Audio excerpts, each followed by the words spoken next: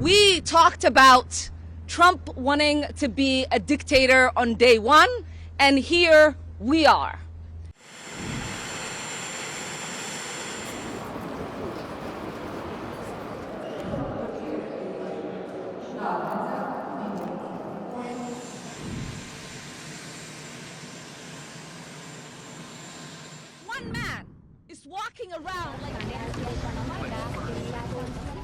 One man is walking around like he is the boss of all of us. We talked about Trump wanting to be a dictator on day one, and here we are. It is really, really a sad day in America. We are witnessing a constitutional crisis. We talked about Trump wanting to be a dictator on day one, and here we are. This is what the beginning of dictatorship looks like. When you gut the Constitution and you install yourself as the sole power, that is how dictators are made. What Trump and Elon and all of their cronies are trying to do is take away the constitutional power of Congress. We get to decide. We have the power of the purse. We get to decide where money is allocated, and it's the executive's power to make sure that that money gets to where it needs to get. When we talk about civil servants being let go, what we are talking about is not saving money. It's essentially saying they can get paid while they're home and their work doesn't get done on behalf of the American people. It is us, taxpayers, who are being ripped off. It is us, taxpayers, who are not getting the resources that we paid into.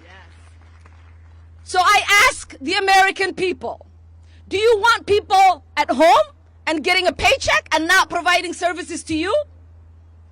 The answer is no.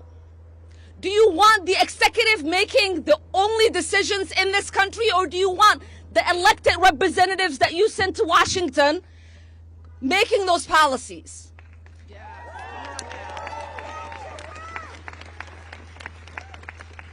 I am exceptionally upset about USAID. I lived in a refugee camp for 4 years as a child surviving civil war. It is the essential programs that USAID provided that kept my family and I fed and safe. It is the resources that so many people around the world rely on. And it is our soft power. Oftentimes, people interact with our country through the military. That does not create love for us, and it certainly does not keep us safe. When the world interacts with Americans through programs that provide essential need, they get to see the heart and compassion of the American people. When someone is struggling because their bridge broke down, when USAID comes in and helps fix that bridge, that creates goodwill for the American people. When people are dying of malaria and there is medication through USAID, that creates goodwill for the American people.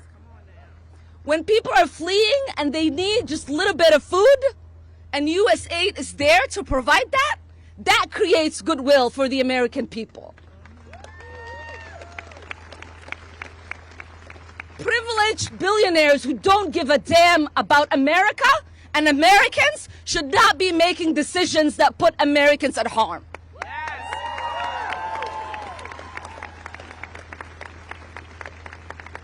And a billionaire that hasn't been vetted, has not gone through confirmation, has not been elected by the American people, who we still do not understand what in the world he's doing, should not be telling American employees that they cannot access the building they work at.